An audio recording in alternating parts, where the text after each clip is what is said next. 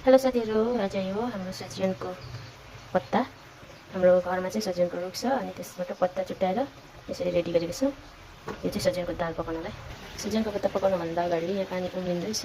अब यसलाई चाहिँ उम्लेको पानीमा यसरी हालेर भकभक उमाल्ने। यसलाई चाहिँ यसरी हालेर मजाले भकभक उम्लिन दिने। यसले चाहिँ यसरी यो सजिन जस्तै हुन्छ पाकेपछि चाहिँ।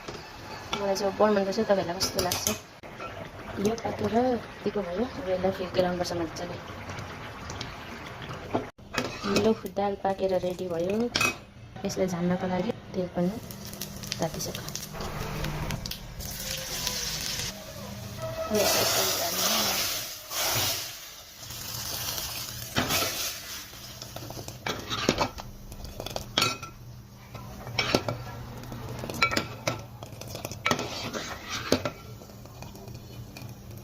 ल साथीहरु, दाल पाकेर रेडी भइसक्यो। हजुरहरुलाई कस्तो लाग्यो? हजुरहरु पनि यसरी नै बनाएर खानुहोस्। एकदमै मिठो हुन्छ सजिनको पत्ताको दाल।